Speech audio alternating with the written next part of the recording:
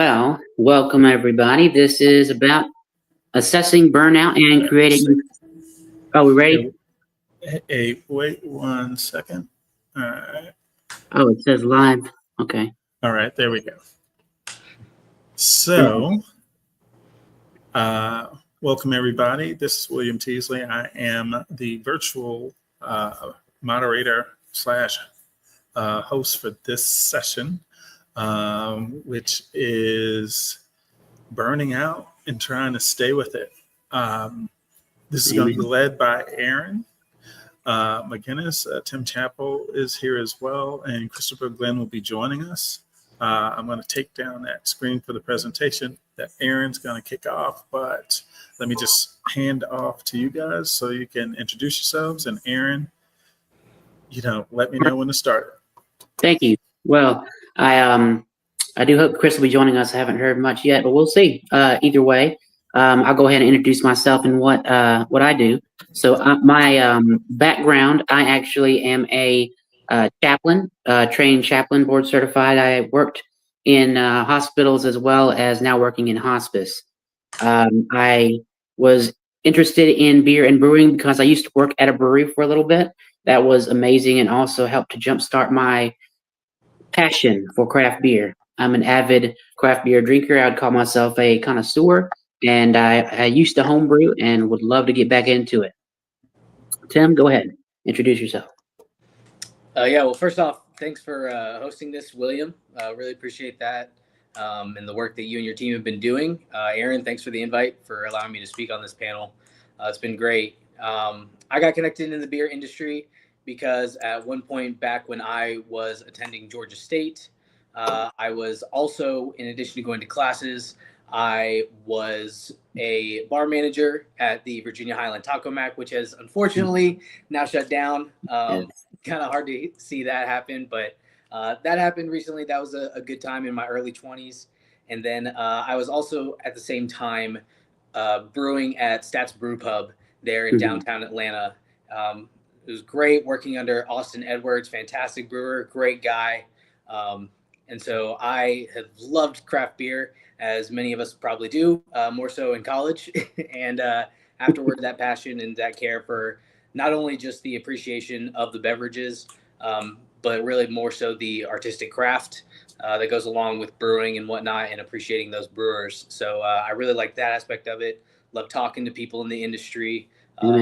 Generally, just a good group of people, I think, who like to enjoy beverages. So now currently, I have a few different jobs, but my main job is I am a learning coordinator at an Amazon facility there in Georgia. So I oversee onboardings and trainings and things like that happen within our warehouse. Cool. Well, we are definitely glad you're here as well. All right, so let's get with the presentation. Got a lot of ground to cover, and hopefully we'll have some time for questions afterwards. All right.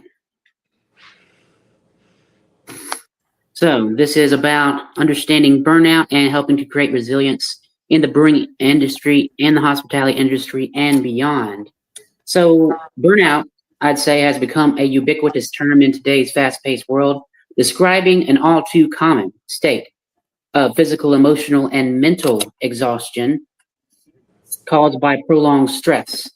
Although it's often linked to work, burnout can extend to other aspects of our lives, including caregiving, academic responsibilities, or personal relationships. Recognizing burnout and knowing how to prevent it or combat it is essential for maintaining our overall well-being. So what exactly is this thing? Well, burnout is more than just a feeling of being tired or having a stressful day.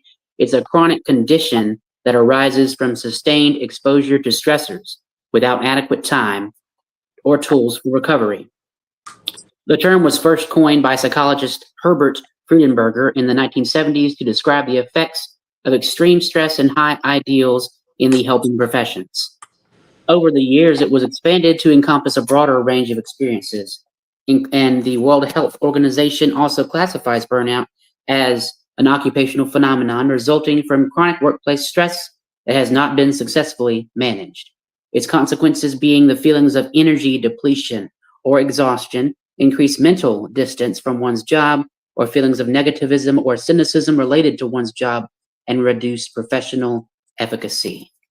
We'll go with the defining characteristics. Burnout typically is characterized by three main elements. Emotional exhaustion, as already mentioned, feeling drained and overwhelmed. Depersonalization or cynicism, like developing negative, detached, or indifferent attitudes towards one's work or colleagues or responsibilities. A reduced sense of accomplishment, a feeling of ineffective and lack of satisfaction in achieving goals and fulfilling personal or professional roles. Common causes of burnout, often driven by that excessive workload, consistently having more responsibilities than one can manage. Lack of control, feeling powerless to influence decisions that affect one's work or life. Imbalance, a disproportionate focus on work at the expense of personal life and leisure. Unclear expectations, ambiguity about roles, responsibilities, or goals. Monotony, feeling stuck in unstimulating tasks or interpersonal challenges. So how has this affected the hospitality and brewing industry specifically? Well, I'm sure you've seen a lot of things, and everyone else in our industry and beyond has seen a lot. In an article in Pedicle magazine, one brewer says, the industry isn't fair and work shouldn't ruin your mental health. One hospitality professional also states the following: I want the drinks industry to be sustainable for people to work in. I care about the positive development and evolution of the industry as a whole. And another person says they noted that she also felt burnout in saying, I realized I was no longer healthy to be at the same advocacy level for craft beer that I wanted to be at. My body was burning out far faster before my brain was. We know work can be hard. The demands of our daily tasks, even dealing with customers and stakeholders, can be burdensome. You may also have all of those financial pressures that bear down upon you, and you feel that increasingly heavy weight. Know that even this trickles down, and that pressure affects everyone. Even if it's not experienced in the same way that some CEOs, owners, and brewmasters may feel it, it's still important to recognize that all members of the brewery or even other organizations can feel that weight and pressure in many different ways. But you got to recognize the signs and the symptoms early to be able to stop this burnout from progressing. When you're working very hard, often outside and beyond regular hours, for something you're very passionate about, and it affects your daily life personally and professionally, yet nothing else changes, this can be one result. Burnout has physical and mental health implications as well, as consequences for our careers, and ultimately will have a knock-on effect across the beer industry. But we have to remember we are in this together.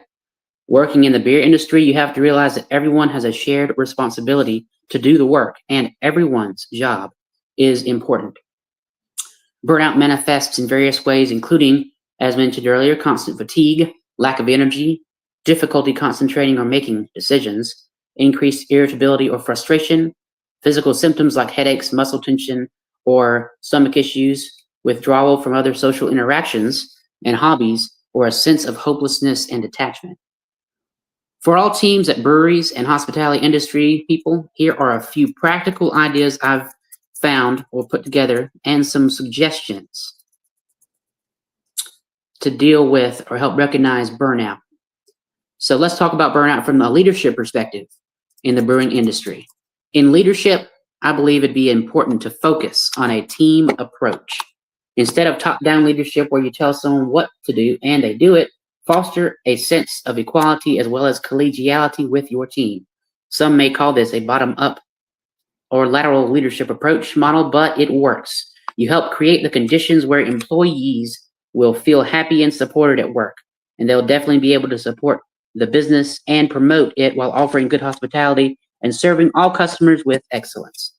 By enabling your employees with knowledge and letting them get to know you, that you care and you value their work and self-worth, it will help those employees feel welcomed but and also happy to be there. This type of approach to leadership can increase the peace and harmony within your organization. And if you see someone struggling, not having a good day, check in with them. That's really important. We all bring something with us when we come into the door of work each day, whether that's personal things with family, with friends, other jobs, stresses of all kinds of sorts. Each person needs to know they're able to come to their teammates and or leaders to talk about the problems that they may have and how that may be affecting their ability to work. Make sure each person has access to mental health options, whether that is online or in person. If the company doesn't provide this resource, have resources at the ready to give to your employees if they're in need of talking to someone like a therapist or counselor. There are many people who don't even know what's available to them right now or with their insurance, or they've never thought of looking into that. Make sure you remind them that self-care is necessary care. Make sure all employees, including yourself, take regularly scheduled breaks, including lunch and dinner. Make sure no one is overworking themselves. Time is valuable, but you suffer more time away from work if you work yourself too hard and don't take care of yourself physically, mentally, and emotionally. Even if you don't feel like you have time to take a break, maybe you need a longer, more productive break just to rest, you have to find ways to get that, especially even on your off time. Don't push aside your time to take care of yourself in favor of other things. You only have this one life, so rest as much as needed. Listen to your body. If it hurts, it's telling you something that you need to take a breather. Go on a good vacation if you have time or need to. Even a few days or a week could be better for you to rest and reset. Here are more than three R's to be reminded of. Hope you're able to take notes. If not, this will be recorded.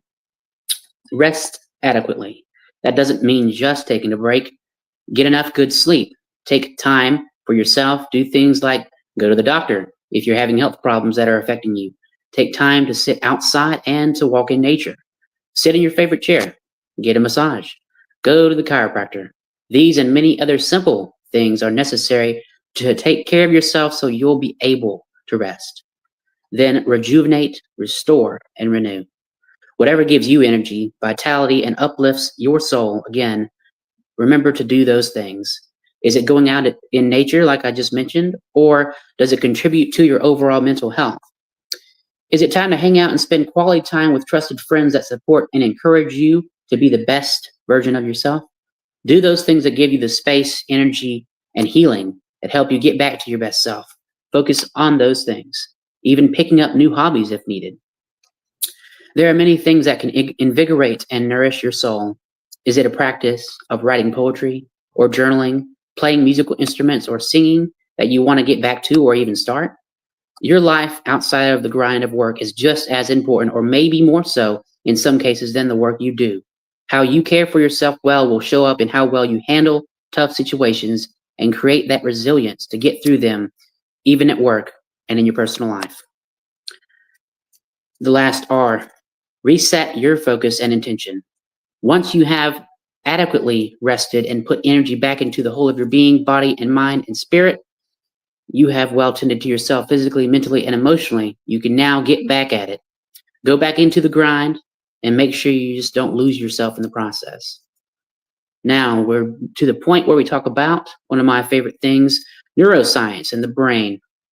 You may wonder, what does that have to do with burnout?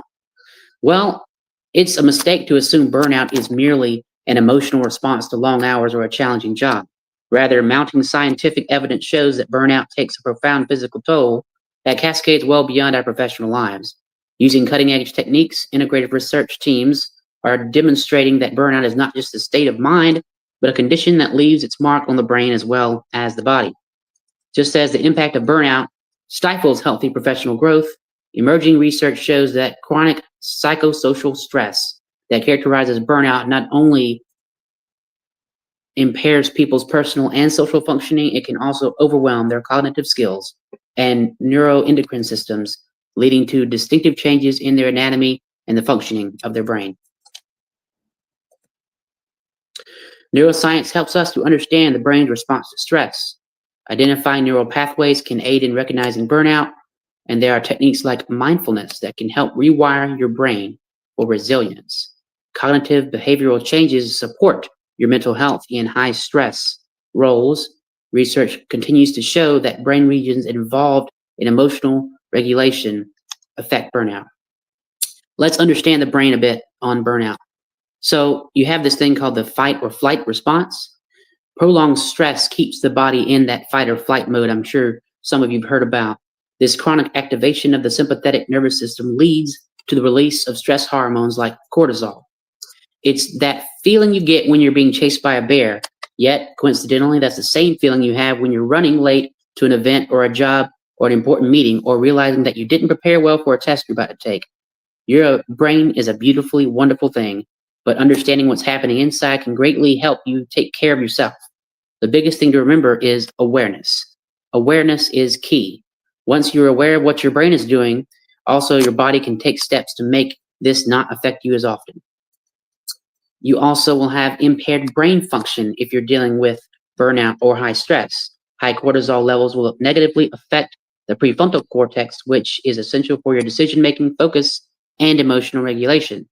This leads to professional efficacy and detachment from work. It's another way to say that your brain isn't braining today. Am I right? Different amygdala changes. Burnout can cause structural changes to your brain, the amygdala, which is the brain's fear center. An enlarged amygdala can increase stress sensitivity, creating a negative feedback loop where you become afraid or fearful even of things like fear of rejection, fear of disappointment, fear of failure. There's a lot more that we can talk about with neuroscience, but we'll go to more strategies for prevention and recovery that neuroscience talks about.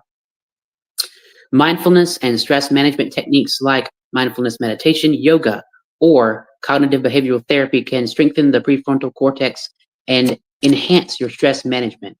Have you seen those trends in the breweries, the beer and yoga groups that's been going wild in recent years? Well, it might be that time for you to jump on that bandwagon. There's a reason that this is in the breweries especially. It's not only a way to drum up business, but gives back to people and the community, allowing those seeking a simple reset from their daily life or grind to find time to just take care of themselves a little bit. If your brewery has this, make sure you go ahead and drop by and try it.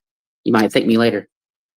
You have to prioritize sleep. I've said that before, but that is important. Adequate sleep is crucial for brain recovery and overall well-being. It helps detoxify the brain and restore energy levels, because there's nothing like a good sleep. There's a reason why many doctors regularly ask about your sleep levels. Are you getting good restful sleep? The body's time to relax and restore itself is during your sleep time. A healthy and restful sleep can restore your body and mind to be ready for what comes with you at you the next day. It's important also to set boundaries. Establish clear boundaries between work and personal life to prevent overworking and conserve your mental energy. You need a talk moment. You need to vent. Make sure you have people in your life you can do that with to talk about your work and life issues. If you don't, make sure you have a therapist. Engage in physical activity. Regular exercise helps to reduce stress hormones and promotes your brain's health as well. Your happiness has been scientifically shown to increase when you're working out. You physically feel better too. You know why this is?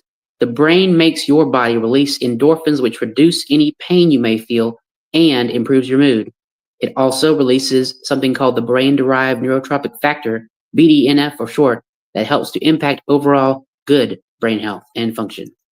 As I already mentioned, make sure you connect with friends and family to help reduce stress and improve your mood. There's nothing like the love and support of friends and family that sustain you, keep you grounded, challenge you, help you, keep you on your toes, and make you feel happy and good. Seeking social support is always important. Also, it's good to reframe your stressors. View challenges as opportunities for growth rather than threats. This can help shift the brain's response to stress. I can't say that enough, but you must learn to see things from a new perspective. Let's think of a rose bush. So is that just a rose bush that happens to have thorns? Or is it a thorn bush that happens to have roses? It's all in your perspective. Learning to take a new perspective can open up so many new possibilities. Try to look at the positive in things. Instead of viewing something as a failure or mistake, view it as something you can grow and learn from. Call it a learning opportunity, part of your growing edges. When you look at something in a completely negative reference point, it leaves little room for anything else to be seen. There's always a positive though, so keep searching for it. Incorporate flow activities. Those activities you can engage in that fully absorb your attention and require less conscious effort that can reduce your cognitive load. Find something you enjoy where you get in the zone, whether that's a game on your phone or if you like Halo or Call of Duty or anything like that. Playing online with a friend, engaging a wonderful book, maybe even a VR experience if you're into that. Whatever you do, you have to find something you can do that will not put a mental load on you, but you can still enjoy those things. Here's another important point. Practice self-compassion. Be kind. Acknowledge that burnout and stress is a psychological, physiological response, not a personal failure. Studies have shown that being grateful and compassionate to yourself can alter your brain in positive ways and change your physiological state to be happier. You become a better, more grounded person when you start with gratefulness and compassion. One wonderful way to have good self-compassion is to have a compassion practice or gratefulness practice. Wake up, say those things that you're happy for, grateful for, even use a journal. There's plenty of those out there that you can get online, Amazon. As I mentioned before, it's good to go back and recap a few things. Recognizing burnout is key. Early detection. Be aware of the signs of burnout, such as persistent fatigue, insomnia, forgetfulness, detachment. Seek professional help. Do not hesitate to seek support from a therapist or mental health professional if you're struggling with severe burnout. Now, another tool I found useful in dealing with these things is the self-help and meditation. Self-help and meditation can be powerful tools in combating burnout by promoting stress reduction, enhancing emotional regulation, and improving your overall well-being. Mindfulness practices like meditation can help individuals become more aware of their thoughts and feelings, allowing them to respond to stressors in a more measured way and build the resilience. Here's a few things to keep in mind about with this topic. It will reduce your stress and cortisol levels by training your mind to pause and focus on the present moment. Meditation can help reduce the overactive thinking and worrying often associated with burnout, thereby lowering your cortisol, which is the stress hormone. Engaging in activities that promote relaxation, such as spending time in nature, practicing yoga, or other hobbies, can help lower this cortisol as well. It will help enhance your emotional regulation. Mindfulness practices like observing your thoughts and emotions without judgment can help you better understand your emotional landscape and help you develop strategies for managing negative emotions like anger, frustration, or sadness. Self-help strategies like mentioned earlier as well, setting boundaries, practicing self-compassion, and reframing the negative thought patterns will contribute to better emotional regulation, reducing the likelihood of your emotional exhaustion. You also can improve your cognitive function by doing mindfulness and self-awareness. Mindfulness practices encourage people to observe their thoughts, feelings, and their bodily sensations, leading to a greater understanding of their own internal state. The whole point about mindfulness and meditation is really about awareness. You can't fix something if you aren't aware of it. Be on the lookout for ways to be simply observant. Observe what's going on in your body, what's going on in your mind, and be curious and ask questions like why? Why am I feeling this? What's contributing to it? And keep those emotions as your teachers. Don't just feel it, ask why are you feeling it so you can get to the bottom of that. These things will also promote a sense of control. By focusing on the present moment, meditation and mindfulness can help individuals feel more in control of their thoughts and emotions, reducing helplessness and overwhelm. Now, let's talk about, I think I've already said a few of those things. Seek support, take a break. All right, now, here's some ways to prevent burnout. More broadly, prevention is always better than a cure when it comes to burnout. Here are ways to minimize the risk of burnout before it becomes an issue. Foster a balanced lifestyle. Maintain a healthy balance between work, family, and leisure. Schedule time for hobbies, relaxation, and social interactions to enrich your life outside of work. Manage stress proactively. Incorporate stress management techniques into your daily routine. Even small practices like a few minutes of deep breathing or journaling can make significant differences. Cultivate a supportive environment. Surround yourself with supportive people who uplift and encourage you at work. Build positive relationships with colleagues and supervisors to foster that collaborative environment. Learn time management. Organize your tasks and prioritize effectively. Break large projects into smaller tasks and avoid overcommitting yourself. I know that can be hard for some people who just want to do. Set realistic expectations. Understand that it's okay to be imperfect. Practice self-compassion and avoid comparing yourself to others. Please avoid that. That does you no good. Regularly reflect and adjust. Periodically assess your workload, habits, and your overall happiness. Make adjustments to ensure your priorities align with your values and your well-being. Building resilience. Let's see what this thing is. What is resilience? The dictionary definition says it's the capacity to withstand or recover quickly from difficulties, what some would call toughness, or the ability of a substance or object to spring back into shape, like a rubber band, elasticity. Resilience is the ability to recover from or adjust easily to misfortune or change. It's not about avoiding challenges, but rather about developing the capacity to cope with them, bounce back from setbacks, and maintain a positive outlook. Essentially, it's the strength to face adversity, to adapt to difficult situations and move forward. It's that ability to bounce back from those setbacks. And the more you work on this, just like a muscle, the more you'll get better at it and the more quickly you'll be able to bounce back. It's not about simply facing challenges, but resilience focuses on how you and your body respond to those challenges and how long it'll take you to get back to what normal may look like for you. So how do you build this resiliency muscle? Some may say there's steps, but I know working on yourself will be different for each person. Here's a few steps to think about on your path towards building yourself up. 1, nurture a positive view of yourself. 2, move towards your goals. 3, take decisive actions. And 4, accept that change is a part of living and be willing to innovate. 5, make connections. And now I found something very powerful, the 7 C's of resilience. The 7 C's of resilience are competence, confidence, connection, character, contribution, coping, and control. These principles, developed by Dr. Kenneth Ginsburg, offer a framework for building resilience in individuals. They encompass various aspects of personal development and well-being. Competence is ability to effectively handle various situations acquired through experience and learning. It helps people to feel confident and capable in their skills and abilities and to apply them to different contexts and challenges.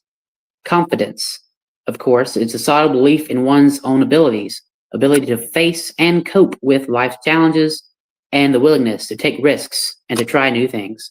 Confidence helps people to trust themselves and their decisions and to overcome self-doubt and fear. Connection. This is the sense of belonging and support from others, such as family, friends, community, or mentors. Connection helps people feel valued and cared for, share their feelings and thoughts, and to seek and offer help when needed. Character. That's the development of a strong sense of identity, your values and your morals, such as honesty, integrity, respect, and responsibility. Character helps people to know who they are and what they stand for, to act ethically and responsibly and respect themselves and others. Contribution is the act of giving back to others or society. Coping is the use of effective strategies to manage stress, emotions, and challenges. Then control. It's the belief that one has the power to influence one's own life choices and outcomes rather than being passive or helpless. You can go ahead and look up all of these later if you're taking notes and see what else it has to say on the interwebs. A few more tips about resilience. Cognitive restructuring helps alter negative thought patterns. Emotional intelligence boosts self-awareness and empathy. Growth mindset encourages viewing challenges as opportunities. Neuroscience shows us how stress impacts our decision-making. Mindfulness helps to reprogram the brain to manage our stress effectively. Burnout is a serious condition that can affect everyone, but it's both manageable and preventable. By recognizing the signs early and addressing the root causes and adopting strategies for self-care and stress management, you can regain control and live a more balanced and fulfilling lifestyle. But please remember, it's okay to seek help and prioritize your well-being. After all, a healthier, happier you is the foundation of long-term success and satisfaction. Now it's time for our stories. I think we have enough time to do a few of those. I'll start, I guess. I'll call it a chaplain's perspective, I guess. Just my own personal story. I love beer. I fell in love with it when I was in college. What I love even more about it is the culture and the community that it helps to create and the people you meet along the way. They become your family and your closest friends, even mentors and more. There's been plenty of people who found love in the brewing industry too. The brewing and hospitality industry has always been a beautiful community to me. Now, I did provide some questions for our panelists and myself, and I'll go ahead and answer them first, I guess, if that's okay with everyone. How has burnout and mental health issues affected your life personally or professionally? Well, as you know from my intro, I work in healthcare. It can be tiring sometimes, especially for me when I literally have to drive most of my shift. I've had my own ups and downs. I've definitely felt burnout. I put myself in autopilot mode too often and sometimes just do the bare minimum. Personally, I do work hard to have time for myself and my loved ones, but that becomes a challenge with many variables that are at play. I'll say it, I've got burnt out myself. I've felt under the weather. The stress of life and my many responsibilities of all my daily obligations can weigh me down sometimes. But I am very thankful that I have a small community of trusted friends and family to talk to when I need that can support me, uplift me, and hold me accountable. So, what have I done to take care of this? Well, I'll be honest, and I think vulnerability breeds community and helps bring people together. I have generalized anxiety disorder. I've had panic attacks a lot of my life. But who doesn't these days, right? Anyways, I've been on medication for a long while to deal with this, but I also use lots of herbal remedies as well as meditation and mindfulness myself to provide a centering and grounding for me and a way to refocus. Deep breathing in hard moments and focusing on that has been very helpful to me. My suggestions for helping businesses or others to help manage or prevent burnout. People are very different, yet people can be resilient. Even so, it remains important to talk to your people and regularly check in with them. As mentioned earlier, do your best as leaders and managers to create that environment where people feel safe to talk to you about matters so they can be supported by you and the team. Make sure they have that adequate access to mental health resources. Even having a special mental health benefit plan to the employees is a phenomenal step. Make sure you know in the community where there are therapists or counselors that can be recommended so that they can get the help they need. Any other insights? I guess don't let it be too late to get help. If you're feeling stressed or overwhelmed, burnt out, make sure you at least talk to someone. Plenty of hotlines are available if needed. It's a beautiful thing to help someone, and an even more precious and needed thing to help yourself. And self care, I believe, is the best care. And then a quote I'll leave you with: even though the beer industry is not perfect, it's worth fighting for. And so are you. Amen. We're there. Now to Tim. All right. Thanks, Aaron. Yeah, I appreciate you sending some of these questions, like how you had asked how burnout has helped or affected me, either in my personal life and my professional life. One thing I'll say is that I believe that my professional life is integrated into my personal life, right? It's all within the circle. It's just one aspect. When you talk about, like, relationships being a part of your life, your professional relationships being a part of your life, I think it's all integrated. Typically that's where I suffer, is when, if I've got burnout, I'm very much a person who likes to do a lot. You could call me a workaholic. I'm kind of a recovering workaholic, getting better about my recovery side of things, because I really do genuinely enjoy work. It sounds like kind of a cliche answer, like what you would say in an interview. Like, what are some of your weaknesses? Like, oh, I work too much. That actually is the case with me. I do like work, but when I do experience burnout, it'll happen, and I will isolate myself. So what I would encourage people to do is to either get outside or talk to somebody. Yes. We're not meant to be alone, and so that's happened to me in the past where I've gotten into some really dark places, but I've always had at least one person I can call and just talk to. So my encouragement would be, if you are experiencing burnout, I know you talked about this, is connect with somebody, find a friend. I'm sure we all have that one person we can all call, or if people are listening in the audience, if you want, you can call me. It's all good. You can find me at the Tim Chappell on like all my socials or whatever. Reach out to me. I don't mind listening to people. If you are experiencing burnout, life is tough. I understand that for sure. And we all go through really tough times.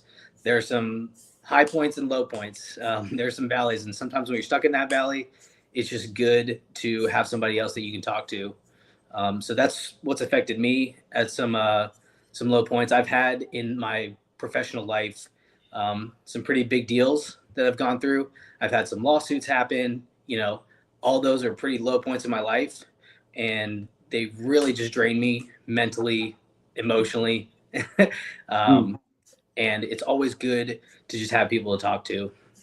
So I want to encourage people to find somebody. And if you don't have somebody right now that you can talk to me and Aaron. I mean, he's the professional. I try. I don't know. Aaron's the actual certified guy. I'm just somebody who can just sit there on the phone and listen to you for a while and let you feel like you've been heard and understood, and if you just need to vent. So what I've done to combat some of these struggles, which was another question that you had asked, was, like I said, talking to people in some really low points in my life. Thankfully, I've been blessed to have a lot of mentors, male, female, older, even younger sometimes, that just have a different perspective on life. So talking with them is a great way to combat any burnout that you might have or just low points in your life. I've also liked to move my body a little bit. I think there are some beautiful parks there in Georgia or wherever you're listening to. There's a park somewhere probably around you. So you can go for a nice little walk or something like that. That's been something that I've done for burnout, that recovery aspect when we're going so hard and like working and working and working, or experiencing all this stress in our life from different arenas. It's good to just go and take a 20-minute walk. Yeah. It doesn't have to be a run, which I also like doing in the parks, but it can just be a walk, and it'll totally reframe, like you were talking about earlier, of reframing your mind and reframing your perspective. Engage your mind. Yep. Yeah. For bonus points, you can, just put some AirPods in or something, talk on the phone with somebody while you're walking in a park. That's kind of my ideal setting of combating these kind of struggles whenever we get to these low points in life that we all experience. And I mean, that person that you talk to probably has gone through either something similar or can at least have the capacity to understand that, like, as a friend, you may be struggling right now. And sometimes you can tell them and preface that conversation with like, hey, I don't need any advice right now. I just need you to listen and like, hear me out and let me get this out. It's a great way, I think, to combat all those. Yeah, listening goes a long way. Being there for someone, just sitting there listening, that helps a lot. For sure. Another question that you had is, what do you suggest can help businesses and others in coping and managing that burnout? From talking to the business side, I mean, it's got to start with leadership. Is your leadership going to be vulnerable and create a safe space for people to experience? I know on my teams, I encourage people that if they're not going to be 100% that day, just let me know. We all go through stuff inside and outside of the walls of work, right? I've admitted that to my team as a leader. I've said, hey guys, I'm dealing with this right now. So like, I know I'm physically here at work, but it's kind of hard for me to mentally be here and give my 100% today. And I mean, that's fine to do every now and then. Potentially, I mean, you offered some suggestions where like, if that is a regular thing and you need to seek some help, absolutely do that. But as a leader and in business, you need to create that space so your subordinates and you can just share with each other, connect with each other, saying, hey, I am struggling right now. And like, I may be off today. I'm going to try to recover and be back tomorrow at 100%. Something like that is a great suggestion, and something that's I found very effective on my teams. When people can be just honest and vulnerable about how, like, hey, I'm not 100% today. That's a big help. And that's helped me personally as somebody who kind of struggles with admitting vulnerability. I like to put on a face of, perfection and excellence and success. But sometimes that's just not always the case. I even get that mental blockage or just some emotional baggage, something like that, where something outside of work is affecting my work. We all experience it. And that's why I think it's fair for you to open up with your teams about that and share that, because like you were talking about earlier, everybody has like experienced that kind of thing. And sharing that adds that connection. It'll really bring your teams together when they can see you as a leader being vulnerable, and it'll make you connect better with your teams if they are safe enough to be vulnerable with you and say that, like, hey, it's not going to be 100% today. Yeah, it's about creating that space where people can feel like they can be open and do that, like you said. Definitely. Absolutely. So I highly recommend that for leaders or for subordinates. It does take some courage to maybe admit that to your leader, that like, hey, I'm just struggling right now. I know, especially as men, maybe we don't like to admit that we're weaker or That's the thing. Or want to be vulnerable. I will admit that too sometimes, that like it's not really strong suit of mine, but it's incredibly important for the overall connection that you have with either subordinates or with leadership, for sure. And then you've got another question here. Any other insights for the audience about any of these topics? I think it was great that you offered those 7 C's. My favorite one of those is connection, for sure. Kind of like what you talked about, what you preached. Sorry, I didn't put the preacher hat on. No, it's okay. It's funny because I'm a preacher's kid, so I get it. You talked about that connection. It really is. I really want to encourage people, find somebody that you can make that connection with, to either just vent, or if you really are seeking solutions, that's fine. If you don't have anybody, call me. Like, shoot me a DM. Yeah, it's totally fine. Like I said, I'm at the Tim Chappell pretty much on all my socials. And so you can reach out to me there, or we can get you connected with Aaron. Use those resources, because yes, I agree. Everybody has battles that they're facing every day, and the intensity of those battles may vary. But I think the best solution to all this burnout is finding what you think helps you recover the most. For me, it's either walking or running in a park nearby. That's just what's helped me the most. And sometimes I'll get on a call while I do that. Other times I'll just be by myself and let my thoughts process out in nature. And then that's just the best thing, in my opinion. Yeah, well, thanks for that. It's it's definitely been great to talk with you today. And then for me, I'm the craft beer counselor. You can check me out on my socials, Instagram specifically. And our other panelist was not here today, unfortunately. But did Will leave already, or is he still here somewhere? I am here. Well, if you want, you can weigh in on some of the questions if you had a chance, or feel like we haven't enough time. Well, we got a few minutes. Everything you guys shared was great. Sometimes I was recently sharing with somebody, is like, life sometimes is a slog where things aren't moving as fast as you want them to, or hope they did, or you even planned that they did.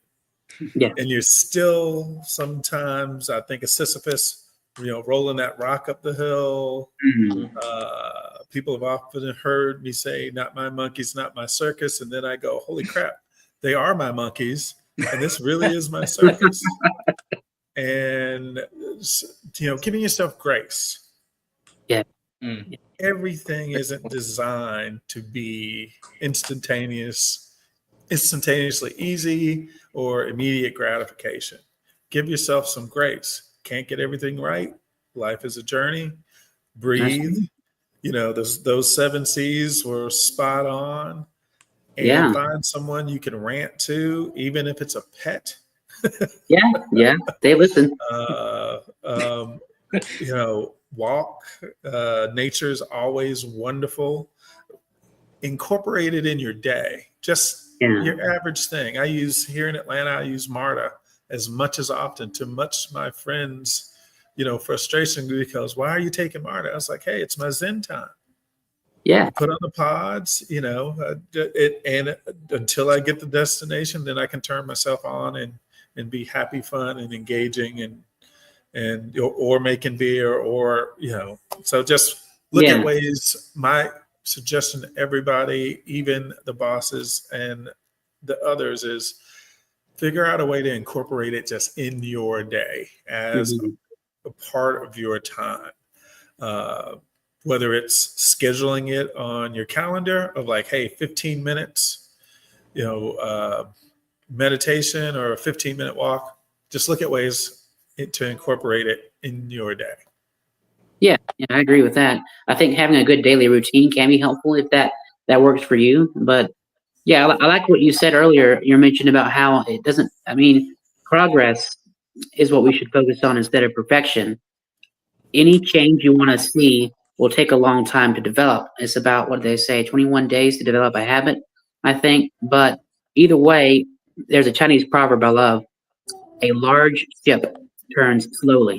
So think about that. I mean, change is not going to be quickly. And I know in our instant gratification world, everyone wants things to happen now, but you know, it's okay if you're moving, as long as you're moving towards somewhere, progress is good. Even if you're going at a snail's pace, you're moving the dial just a little bit, but you're moving. That's the point. You're still going forward. I think that's a good thing to remember, especially in today's world. Absolutely. All right, gentlemen. I was looking to see if there were any comments coming through. And I don't see any as of yet. But I do want to thank Aaron and Tim for sharing with us a very important thing that we're sort of on the back end of Crafted for Action. We have a few panels and sessions tomorrow, Saturday, June 20th. But this was a good way to sort of end it, which is, even though we go through our lives moving at, you know, trying to get to places as fast as we can, it can wear us down. It can burn us out. And we are also not alone. Mm-hmm. We're not the first one to have these experiences. True. Give yourself some grace and breathe. Have a beer. Why and a beer. Yeah. Breathe and a beer. Yeah. All right, gentlemen. Thank you for your time. And Aaron's here. Tim, are you coming up for anything? I'm actually doing some trainings in Houston right now. So okay. I'm out of Atlanta, unfortunately. I wish I could be there, but got called away a little bit. Hopefully it's not crazy hot there yet. It definitely is. I've been waking up and it's been 80 degrees at 7 a.m. Wow. It easily gets over 100 degrees here in the afternoon. So that's it's different, but it's still good. I'm happy to be here. Thank you so much for this opportunity, William. Yeah. You're welcome. And Aaron, I'll probably see you a little bit later. Yeah, probably so. All right. Thank you. All right. Thank you. Okay, gentlemen. Thank you very much. And I'm signing off. We are leaving the studio. All right.